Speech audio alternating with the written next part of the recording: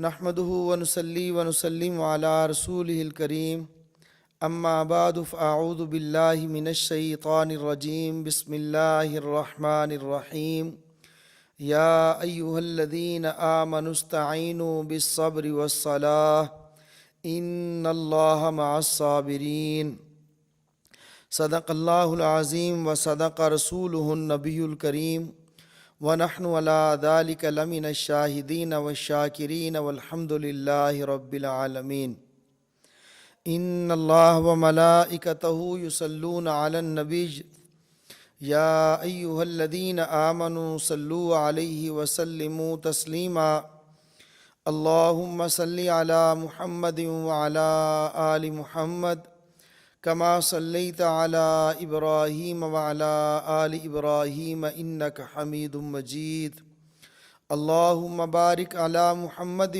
وعلى آل محمد كما باركت على إبراهيم وعلى آل إبراهيم إنك حميد مجيد الحمد لله ثم الحمد لله رمضان المبارک کا بابرکت مہینہ شروع ہے۔ اللہ جل جلالہ ہمیں رمضان مبارک کے اندر رمضان مبارک کے روزے، رات کا قیام، قرآن کریم کی تلاوت، استغفار، ذکر اللہ کی توفیق عطا فرمائے۔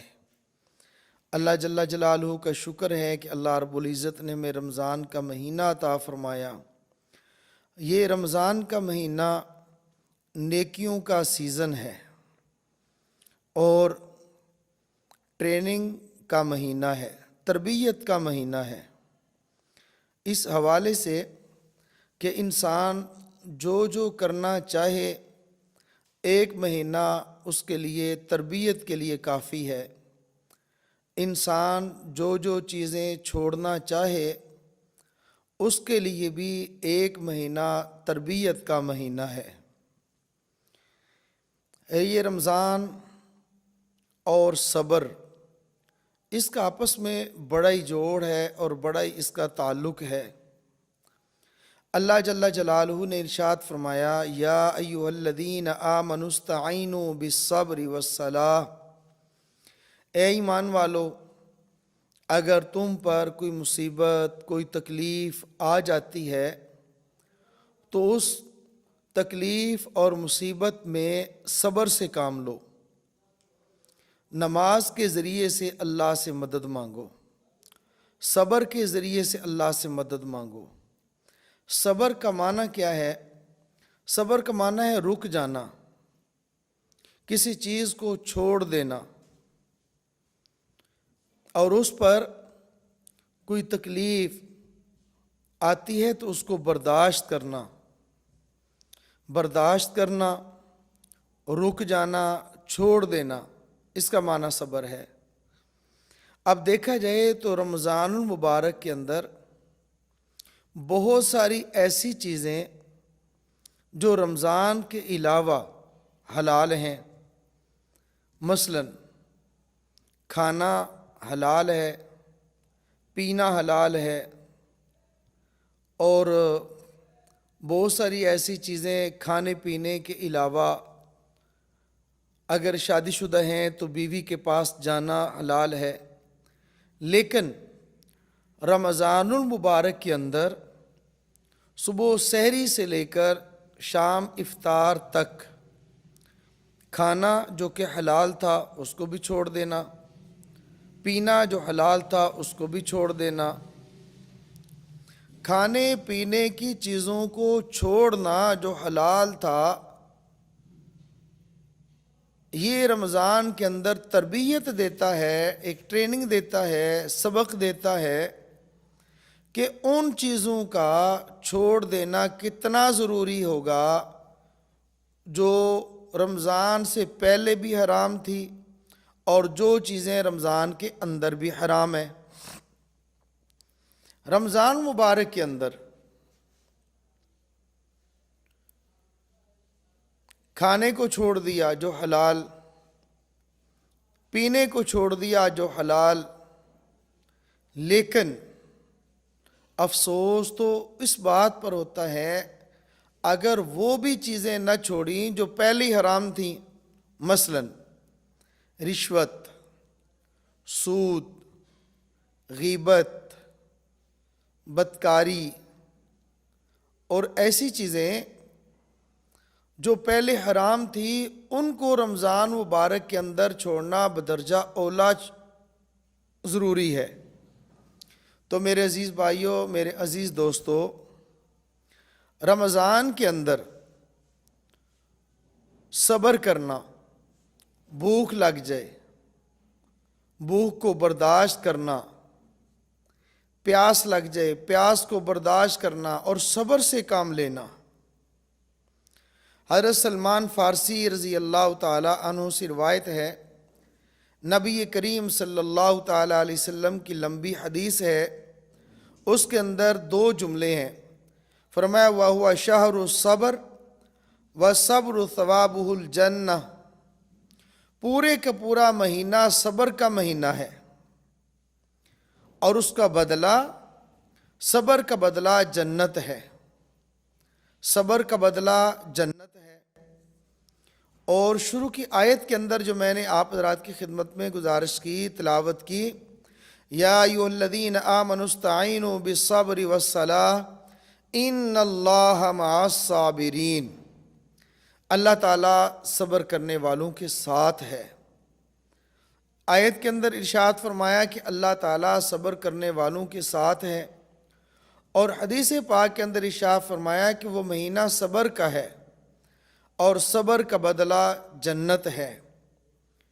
میرے عزیز بھائیوں اور میری ماؤں بہنوں، لڑائی اگر کسی جگہ پہ ہو گئی، کسی نے زیادتی کر دی، بدلہ نہ لے، چھوڑ دے، اتنا کہہ دے کہ میں روزے سے ہوں، صبر کرے گا۔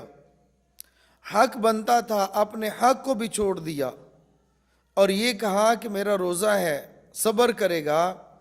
جب یہ صبر کرے گا تو ان اللہ مع الصابرین، اللہ کی نصرت، اللہ کی مدد صبر کرنے والوں کے ساتھ ہے۔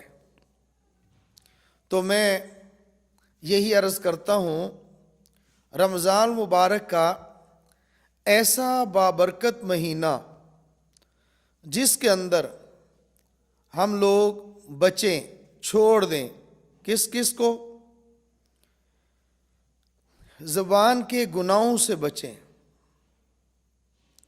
غیبت نہ ہو، چغلی نہ ہو، بہتان نہ ہو، گالی گلوچ نہ ہو، گانے نہ ہوں، فضول گوئی نہ ہو، آنکھ کے گناہوں سے بچیں،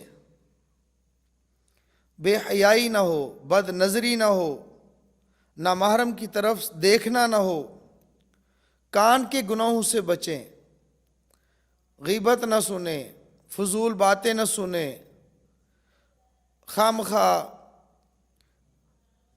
گانے نہ سنیں، ہاتھ کے گناہوں سے بچیں، رشوت نہ لیں، قلم کے ساتھ غلط فیصلے نہ لکھیں، قلم کے ساتھ لکھتے ہوئے حساب کتاب غلط نہ لکھیں، ہاتھ کے گناہوں سے بچیں، پیر کے گناہوں سے بچیں، چل کے گناہ کی طرف، چوری کی طرف، ڈکیتی کی طرف نہ جائیں، بدکاری کی طرف نہ جائیں، اپنے پیر کا غلط استعمال نہ کریں۔ اسی طرح پورے کے پورے جسم کو گناہوں سے بچا لیں، ایک ایک عضو کو اپنے گناہوں سے بچا لیں، اپنے اللہ کی نافرمانی سے بچا لیں۔ اللہ کی نافرمانی سے بچاتے ہوئے ہاتھ کو، زبان کو، دل کو، ناک اور کان کو جو تکلیف ہوگی اس کو برداشت کریں، صبر کریں۔ ان اللہ مع الصابرین، اللہ جل جلالہ پھر اس صبر کرنے پر جنت عطا فرمائیں گے۔ ایک ایک چیز کا بدلہ اللہ تعالیٰ صبر کرنے پر جنت عطا فرمائیں گے۔ ہاتھ کو گناہوں سے روک لیا، جنت ملے گی۔ زبان کو گناہوں سے روک لیا، جنت ملے گی۔ کان کو گناہوں سے روک لیا، جنت ملے گی۔ پیروں کو گناہوں سے روک لیا، جنت ملے گی۔ دل اور دماغ کو گناہوں سے روک لیا، جنت ملے گی۔ اور جنت مل جائے یہ ہمارے لیے انتہا ہے۔ جنت تب ملے گی جب اللہ جل جلالہ راضی ہوں گے۔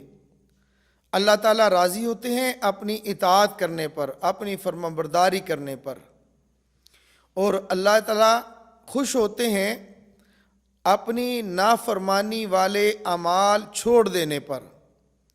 نافرمانی والے اعمال چھوڑنے پر جو تکلیف ہوتی ہے اس پر اللہ تعالیٰ اجر بھی عطا فرماتے ہیں۔